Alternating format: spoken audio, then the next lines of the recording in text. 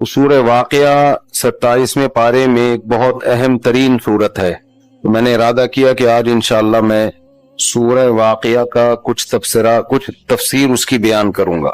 اذا وقعت الواقعات ليس لوقعتها كاذبة خافضة رافعة اذا رجت الارض رجا وبست الجبال بسا. تو سورہ واقعہ میں اللہ تعالی نے قیامت کی ہولناکیوں کا تذکرہ کیا. فرمایا وَكُنْتُمْ أَزْوَاجًا ثَلَاثًا.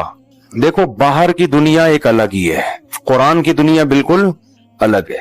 قرآن وہ باتیں کر رہا ہے جو پبلک بالکل بھی نہیں کر رہی، اور پبلک وہ باتیں کر رہی ہے جن کی قرآن کوئی ویلیو ان کو دیتا ہی نہیں. تو دونوں کی سنا کریں، ٹھیک ہے نا، دونوں کی سنا کریں، پھر تجزیہ کیا کریں کہ پبلک جو کہہ رہی ہے وہ ٹھیک ہے یا قرآن جو کہہ رہا ہے وہ ٹھیک. پبلک کہہ رہی ہے کہ انسانوں کی بہت ساری قسمیں ہیں، کچھ کالے ہوتے ہیں، کچھ گورے ہوتے ہیں، گورے اچھے لگتے ہیں، کالے ان کو اچھے نہیں لگتے. کچھ دولت مند ہوتے ہیں، کچھ غریب ہوتے ہیں، دولت مند اچھے لگتے ہیں، غریب اچھے نہیں لگتے. کچھ چھوٹے قد کے ہوتے ہیں، کچھ اونچے قد کے ہوتے ہیں، چھوٹے قد کے اچھے نہیں لگتے، اونچے قد کے اچھے لگتے ہیں. کچھ کمزور ہوتے ہیں، کچھ طاقتور ہوتے ہیں، کمزور اچھے نہیں لگتے، طاقتور اچھے لگتے ہیں. یہ قسمیں ہیں انسانوں کی. تو جب ہم دیکھتے ہیں تو ہمارے ذہن میں اچھائی اور برائی کا ایک معیار قائم ہو جاتا ہے. یار گورے سب کو اچھے لگتے ہیں، تو کریمیں لگا لگا کے کیا کر رہے ہوتے ہیں، اپنے آپ کو گورا کرنے کی کوشش کر رہے ہوتے ہیں. دولت مند اچھے لگتے ہیں، گاڑیوں میں گھومتا ہوا آدمی، ہر آدمی دولت کے پیچھے بھاگتا. یہ پبلک کی باتیں ہیں. صحت مند اچھے ہوتے ہیں، یہی وجہ ہے لڑکے جم جا جا کے ڈنٹ پیل رہے ہوتے ہیں. صحیح ہے نا. طاقتور اچھا ہوتا ہے. تو دنیا کی باتیں یہ ہیں کہ اتنی قسموں کے لوگ ہیں دنیا میں، بہت ساری قسمیں. انسان چاہتا ہے ان میں جو قسم سب سے اچھی سمجھی جاتی ہے میں اس کو اختیار کروں. لیکن جب ہم قرآن کی طرف آتے ہیں، قرآن کہتا ہے یہ ساری قسمیں تھوڑے دنوں کے لیے ہیں، سب مر کے مٹی ہو کے بولو ختم. لہذا اس میں اگر تم خوبصورت بن بھی گئے تو مٹی، طاقتور بن بھی گئے تو بھی مٹی، دولت مند بن بھی گئے تو بھی مٹی. ہر چیز کا انجام کیا ہے؟ مٹی. اس لیے اللہ کی نظر میں اس کی ویلیو مچھر کے پر کے برابر بھی نہیں. یہ اللہ کے لیے ہو تو ٹھیک ہے، نہیں ہو تو کوئی ویلیو نہیں ہے. پیسہ اگر اللہ کی رضا کے لیے حاصل کر رہا ہے پھر تو ٹھیک ہے. عیش کے لیے صرف مزے اڑاؤں گا، اڑا لو، تھوڑے دن کے مزے ختم ہو جائیں گے. قارون سے زیادہ تو اڑا نہیں سکتے. میں بیان میں کہہ رہا تھا نا کہ جو جس چیز میں ترقی چاہتا ہے نا، اس میں اس کو دیکھ لے جو اس سے پہلے ترقی کی انتہا کو پہنچ گیا تھا، اس کا انجام کیا ہوا. جیسے میں نے مائیکل جیکسن کی مثال دی تھی، جو چاہتا ہے گلوکار بن کے نام کماؤں تو مائیکل جیکسن سے آگے نہیں نکل سکتا. مائیکل جیکسن رات کو سوئے، پولیس بھی نہیں اٹھا سکی ان کو، ایک دم گڑچ ختم. اللہ نے کہا بس چلو بھائی نکلو یہاں سے، بہت مزے اڑا لیے. اب کوئی سلوٹ نہیں کرے گا، اب کوئی جرسیاں اتار کے آپ کے لیے نہیں پھینکے گا. آپ کی لاش پڑی ہوئی ہے، سائنسدانوں کے ڈاکٹروں کے حوالے ہے. وہ اگر آپ کی کوئی گردہ الٹا نکال کے کسی کے فٹ کرنا چاہیں ان کی مرضی، وہ آپ کو قبر میں دفنائیں ان کی مرضی، آگ میں جلائیں ان کی مرضی، آپ کے اسپیئر پارٹ فریز کر لیں ریسرچ کے لیے ان کی. اب آپ کی وہ ویلیو، وہ کیا کچھ بھی ویلیو نہیں ہے. بہت مزے اڑا لیے، چلو نکلو یہاں سے. اگر آپ دولت مند بننا چاہتے ہیں تو کتنا قارون سے آگے نہیں نکل سکتے.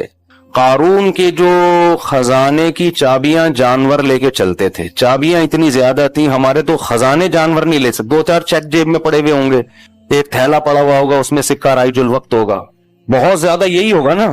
ٹھیک ہے، اتنا تو نہیں ہے کہ چاندی کے ڈھیر گودام میں پڑے ہوئے ہیں اور ان کی چابیاں ہی جانور لے کے چل رہے ہیں، لوگ لے کے جا رہے ہیں. بھائی بہت ہیں خزانے، تجوریوں کی چابیاں اتنی، تجوریاں کتنی ہوں گی.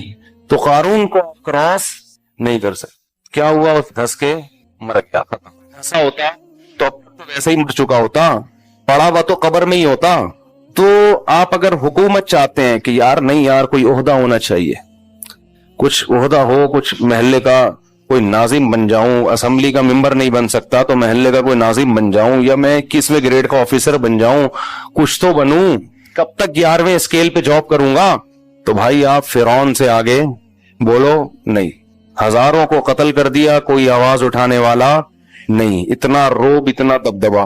وہ بھی مر گئے انا للہ ہو کے، ختم. بڑی باتیں کی اس نے، انا ربکم الاعلی، میں یوں ہوں میں یوں ہوں. پانی میں ایک غوطہ لگایا ہے، سب فن خانیاں ختم. نہ بھی لگاتا غوطہ اب تک ویسے ہی مر چکا ہوتا. تو اس لیے یہ تو کھلونے ہیں، یہ حکومت، یہ دولت، یہ پلاٹ، یہ بحریہ ٹاؤن، یہ گاڑی، یہ سب چیزیں کیا ہیں؟ کھلونے ہیں، کھیلنے کے لیے، آزمائش کے لیے اللہ نے دیے ہوئے ہیں. تو یہ اللہ کی باتیں ہیں، یہ پبلک کی باتیں. یہ گھر میں بیوی آپ سے اس قسم کی باتیں نہیں کرے گی، بیوی سے شوہر اس قسم کی باتیں نہیں کرے گا، ابا بچوں سے ایسی باتیں. ابا کہے گا بیٹا کیا کر رہا ہے آج کل، تو کما کتنا رہا ہے جب تیری پینٹ میں ہاتھ ڈالو کچھ بھی نہیں نکلتا. یہ تو خیر ابا نہیں ہے تو بیوی یہ باتیں کرتی ہے، کیونکہ پینٹ میں ہاتھ کون ڈالتا ہے؟ جب لٹکی بھی ہوتی ہے نا تو سب سے پہلے بیگم پینٹ میں ہاتھ ڈال کے بٹوا چیک کرتی ہے، کچھ نہ کچھ پیسے بہت سے بتا کے کرتی ہیں، بہت سے چھپا کے بھی کرتی ہیں. تو یہ سب پبلک کی باتیں ہیں. حتیٰ کہ بسا اوقات مسجد کے امام صاحب بھی تنخواہ پوچھ رہے ہوتے ہیں کہ بھئی تنخواہ کے حساب سے اس سے چندے کا مطالبہ کیا جائے، ٹھیک ہے نا. لیکن اللہ کی یہ باتیں بالکل بھی نہیں ہے. اللہ کیا باتیں کرتا ہے؟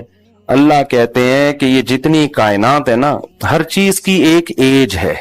یہ ہمیشہ کے لیے میں نے کچھ بھی نہیں بنایا، ہر چیز کو فنا ہے. ہم دیکھ رہے ہیں واقعی ہے بھی ایسا. مچھر کی زندگی ایک دن کی ہوتی ہے، وہ ایک دن میں پیدا ہو کے بچے دے کے انڈے دے کے زندگی گزار کے مر کے ختم. کھٹملوں کی بھی پتہ نہیں 2-4 دن کی ہوتی ہوگی، لیکن وہ 2-4 دن میں اتنے کھٹمل پیدا کر کے جاتا ہے کہ اتنے کھٹمل کے لگتا ہے کہ وہ جو پیدا ہوا تھا نا تو سارا دن اس کے علاوہ کوئی کام اس نے کیا نہیں ہے. ہزاروں انڈے بچے پیدا کر کے جاتا ہے کم وقت، لیکن وہ بھی 2-4 دن کی زندگی. کسی کی زندگی 500-500. بعض جانور، میں خود تنزانیہ کے ایک جزیرے میں 300 سال پرانے کچھوے دیکھے ہیں. یونائٹڈ نیشن کی طرف سے ان کو پھر لکھا ہوا ہے کہ ان کی عمر اتنی ہے، بالکل ایک اوتھینٹک. اور جو کچھوا آج پیدا ہو رہا ہے اس پہ بھی وہ لگا دیتے ہیں اس کی ڈیٹ آف برتھ. 300 سال پرانے کچھوے زندہ رہتے ہوئے ان کو شرم بھی نہیں آ رہی کہ یار بس کرو، کتنی جنگیں دیکھ لی انہوں نے، کتنا زمانہ دیکھ لیا. تو اسی وجہ سے اللہ نے اس کو جب سست بنایا نا تو ہر کام اس کا سستی سے، مر بھی سستی سے رہا ہے، مرنے میں بھی جائیں گے. تو انسانوں کی ایک عمر ہے، تو اللہ نے بتایا اسی طرح اس کائنات کی بھی ایک ایج ہے، یہ بھی ختم ہو کے فنا ہو جائے گی. تو پھر ہوگا کیا؟ اللہ کہتے ہیں یہ کائنات بھی فنا ہوگی، یہ پہاڑ اپنی جگہ سے ہلا دیے جائیں گے، ایک سور پھونکا جائے گا، فصائق من فی السماوات ومن فی الارض، سب برباد نظام عالم. زنا کرنے والے لڑکے لڑکی سے رشتہ رکھنا چاہیے یا نہیں؟ کسی کے بارے میں سب کو پتا ہو کہ یہ دونوں زنا کرتے ہیں تو ان سے تعلق ختم کر دینا چاہیے. صرف کوئی دعوت دینے کی نیت سے ان سے تعلق رکھنا چاہے، دین پہ لانے کی نیت سے، ان کو محبت سے سمجھانے کے لیے، تو ایک الگ بات ہے. نارملی ایسے لوگوں کا بائیکاٹ کرنا چاہیے جن کے بارے میں سب کو پتا ہو کہ یہ بدکار ہیں. تو ہاں میں نے بتایا دعوت کی نیت ایک الگ بات ہے، مبلغ کیا کسی سے ریلیشن قائم کرنا تاکہ لوگ گناہ چھوڑیں ایک الگ بات ہے. عام آدمی کو نہیں ریلیشن رکھنا چاہیے، اس کے بڑے نقصانات ہوتے ہیں کیونکہ یہ لوگ پھر کھلی محفلوں میں اس کا تذکرہ کر رہے ہوتے ہیں، تو آہستہ آہستہ دل سے پھر برائی نکل جاتی ہے. نبی صلی اللہ علیہ وسلم نے ارشاد فرمایا کہ بنی اسرائیل کے علماء لوگوں کو گناہوں سے روکتے تھے، پھر اس کے بعد خود ہی انہی کے ساتھ دوستیاں یاریاں بھی رکھتے، گپ شپ بھی رکھتے. حدیث کا مفہوم میں اپنے الفاظ میں بیان کر رہا ہوں. تو ہوا یہ ہے کہ پھر اللہ تعالیٰ نے دل سب کے سیاہ کر دیے.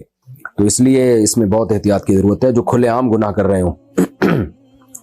یہ سال ثواب کے لیے عمرہ کریں تو تمام مرحومین کے لیے ایک ہی عمرہ کر لیں یا الگ الگ کریں؟ مثلا بہن بھائیوں کے لیے الگ اور والدین کے لیے الگ، سب طرح سے جائز ہے جی، جیسے آپ کو اچھا لگے. یہ سال ثواب میں زیادہ فوکس صدقہ خیرات کو کیا کریں جس کا صراحتاً حدیث میں ذکر ہے. تو آج کل صدقہ خیرات لوگ کر نہیں رہے ہوتے. ٹھیک ہے عمرہ بھی کر سکتے ہیں لیکن صدقہ خیرات کو زیادہ فوکس کریں. منصوص ہے، صحابی نے عرض کیا افاتصدق عنہا، کہ میری ماں کا انتقال ہو گیا، صدقہ کروں؟ ان کی طرف سے نبی نے فرمایا ہاں. جو لوگ اپنی بیماری کی وجہ سے روزہ نہیں رکھ سکتے اور معاشی حالت بھی ایسی ہے کہ فدیہ بھی ادا نہیں کر سکتے تو کیا روزے معاف ہو جائیں گے؟ یا بیماری ایسی ہے کہ بعد میں قضا بھی نہیں رکھ سکتے؟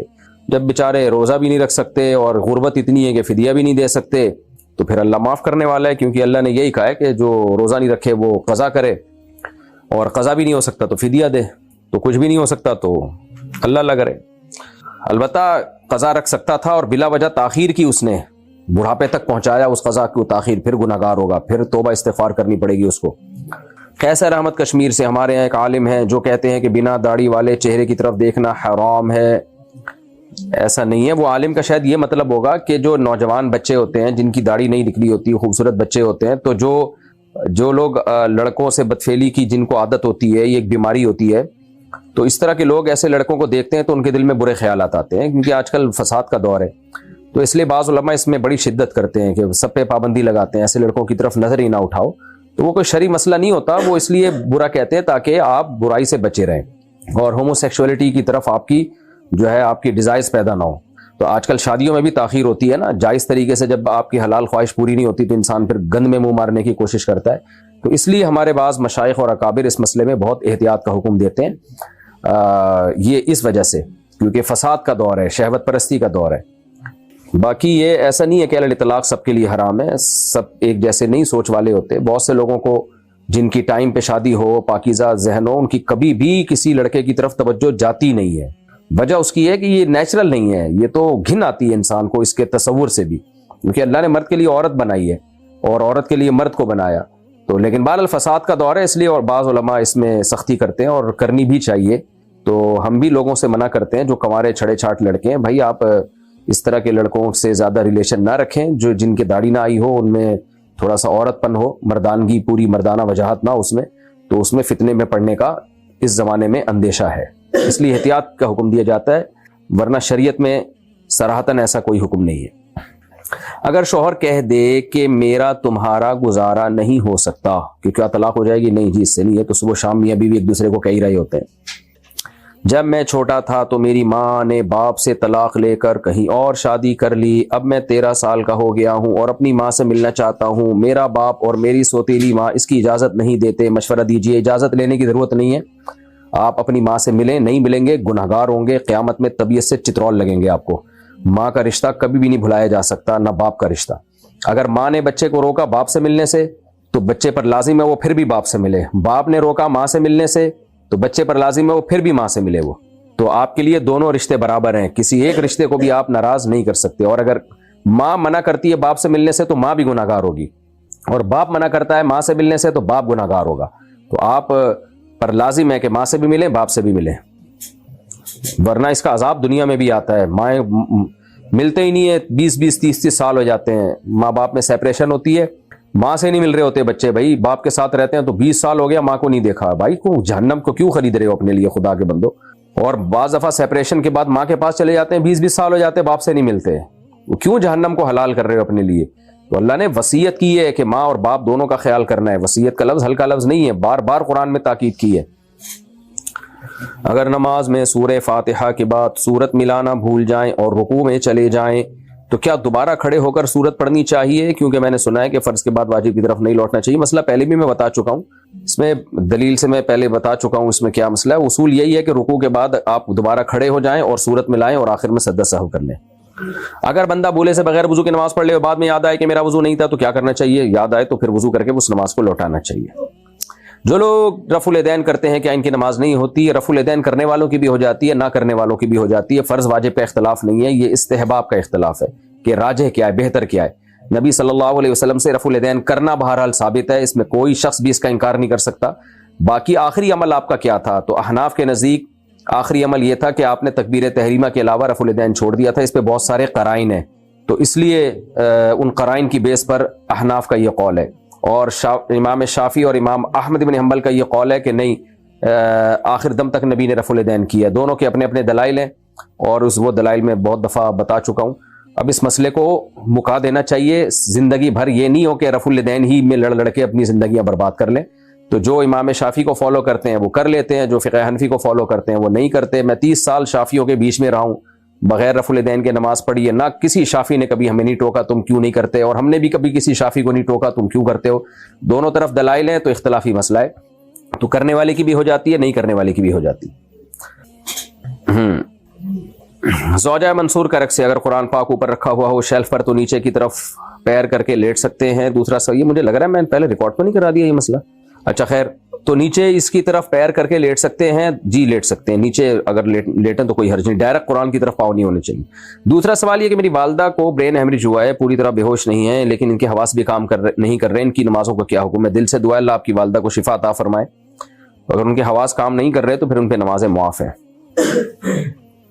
اگر کسی لڑکا لڑکی نے ایک ماں کا دودھ پیا ہو اور پھر وہ بعد میں نکاح کر لیں، جبکہ وہ رضائی بہن بھائی ہیں اور ان کے 2 بچے بھی ہو جائیں، تو کوئی اور شخص ان کے بچوں سے اپنے بچوں کا نکاح کر سکتا ہے جبکہ وہ ان کی جائز اولاد نہیں ہے؟ اگر ان کمبختوں کو پتا تھا کہ ہم نے بچپن میں ایک ماں باپ کا دودھ پیا ہے تو یہ بہن بھائی ہیں بھائی، پھر انہوں نے جان بوجھ کر شادی کی، حرام ناجائز کام کیا، ان کا نکاح ہی نہیں ہوا، اور پھر ظاہر ہے بچوں کا نسب میں بھی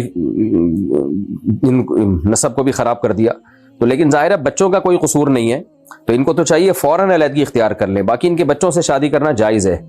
یہ مسائل میرا خیال ہو چکے ہیں، میں نے غلطی سے پرانے مسائل کھول دیے ہیں، وہ بھی دوبارہ میں دیکھتا ہوں نئے مسائل۔ اچھا یہ بھی دیکھ لوں، میرا خیال ہے یہ بھی ہو گئے۔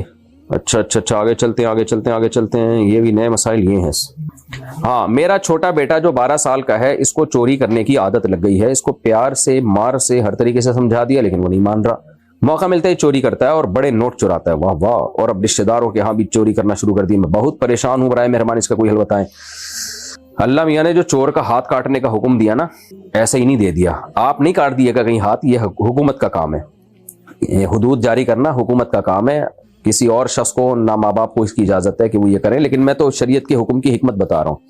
اس کی وجہ یہی ہے کہ یہ بہت بری لت ہے، تو آپ ہوتا یہ ہے کہ بچپن میں بچے نے کوئی ہلکی سی چیز چوری کر لی، ماں باپ کچھ نہیں کہتے، ایکچولی موٹیویٹ کرو، بچے کو سمجھاؤ بھائی صاحب یہ بہت خطرناک عادت ہے، جڑ پکڑ جاتی ہے یہ، تو بچپن میں بچے کو آزمائیں، چھوٹے بچے کو پیسے رکھے اور اس کو بتائیں کہ ہم تمہیں آزمائیں گے، تم نے چوری نہیں کرنی ہے، تو ماں باپ بچپن میں بے احتیاطی کرتے ہیں، پھر یہ عادت جڑ پکڑ جاتی ہے، تو اب یہی ہے کہ بچے پہ آپ سختی کریں، اور اس کو ابھی 12 سال کا ہے، پورا یعنی صحیح سمجھدار نہیں ہوا ہے وہ، تو سختی کریں، اس کو اس کی برائی سمجھائیں کہ بیٹا یہ بہت غلیظ عادت ہے، بہت خراب عادت ہے، اور باپ کا کام ہے اس پہ سختی کریں، ماؤں کی سختیاں بچوں پہ زیادہ اثر کرتی نہیں ہیں، تو ابا کا کام ہے، خاندان کے دیگر بڑوں کا بھی کام ہے، سب ایک گول میں اس کانفرنس بلائیں اور اس کو بٹھائیں اور بولا بیٹا تمہاری یہ شکایت آئی ہے، محبت سے بھی سمجھائیں، تبلیغ میں بھی وقت لگائیں اس کا، لیکن 12 سال کے بچے کو کسی بڑے آدمی کے یعنی بڑے بھائی وغیرہ کے ساتھ ہی تبلیغ میں یا کہیں بھی بھیجیں، تو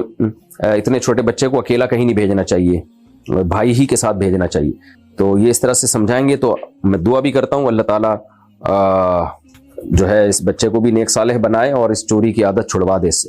کسی نے پوچھا ہے جی، میں نام نہیں ظاہر کرتا، کسی نے پوچھا ہے میرے والد صاحب کو فحش فلمیں دیکھنے کی عادت ہے، میں انہیں کیسے سمجھاؤں؟ اللہ ہدایت دے، یہی دعا کر سکتے ہیں بھائی۔ والد صاحب کو اگر پتہ چل گیا ہے کہ آپ کو پتہ چل گیا ہے کہ وہ یہ کام کر رہے ہیں، اگر ان کو پتہ نہیں چلا ہے کہ آپ کو پتہ چل گیا ہے تو پھر آپ یہ شو نہ کریں کہ مجھے پتہ چل گیا ہے، کیونکہ باپ کی عزت بہرحال کرنی ہے، تو اگر آپ یہ شو کر دیں گے ابا کے سامنے کہ مجھے پتہ ہے کہ آپ یہ کرتے ہیں، تو پھر بیٹے کی نظر میں باپ کی کوئی عزت رہے گی نہیں، اور باپ کو یہ پتہ ہوگا کہ اب میرے بیٹے کی نظر میں میری کوئی عزت ہے نہیں، تو پھر کسی اور طریقے سے ان کو سمجھانے کی کوشش کریں۔ اور اگر باپ کو پتہ چل گیا ہے کہ بیٹے کو بھی پتہ ہے کہ ابا یہ کام کرتے ہیں، تو پھر آپ ابا سے کوئی خط لکھ دیں، تحریر لکھ دیں، روئیں ابا کے سامنے، یہی کیا جا سکتا ہے۔ تو اور پھر اس کا علاج کسی ڈاکٹر سے بھی کروائیں جو سائیکیٹرسٹ ہوتے ہیں یا سائیکالوجسٹ ہوتے ہیں، اور کسی شیخ سے اصلاحی تعلق کا بھی ابا کو حکم دیں، کسی پیر و مرشد سے تعلق قائم کریں، تبلیغ میں 4 مہینے لگائیں۔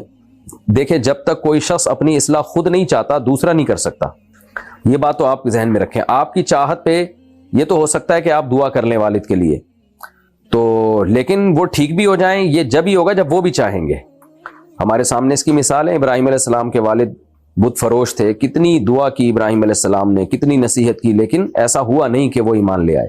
تو ہمیں شریعت نے بتایا کہ ہدایت ہمارے اختیار میں نہیں ہے، تو آپ محبت سے والد صاحب کو سمجھائیں اور روئیں ان کے سامنے، گڑ گڑائیں ان کے سامنے، پاؤں میں پڑ جائیں، اور پھر ڈاکٹروں سے بھی مشورہ کریں جو سائیکالوجسٹ ہوتے ہیں، جو واقعی اچھے ماہر ڈاکٹر ہوں، وہ بھی بتاتے ہیں کہ بھئی کس طریقے سے یہ بیماری چھوڑی جا سکتی ہے۔ تو لیکن بہرحال اپنے والد کی عزت کا آپ خیال کریں، ان کے راز کو دنیا کے سامنے فاش نہ کریں، یہ اس سے بڑا جرم ہوگا جو والد صاحب کر رہے ہیں نا، اس سے بڑا جرم یہ ہو جائے گا کہ آپ دنیا کے سامنے یا لوگوں کو بتاتے پھریں یا رشتہ داروں کو بتاتے پھریں، تو اپنے گھر کی عزت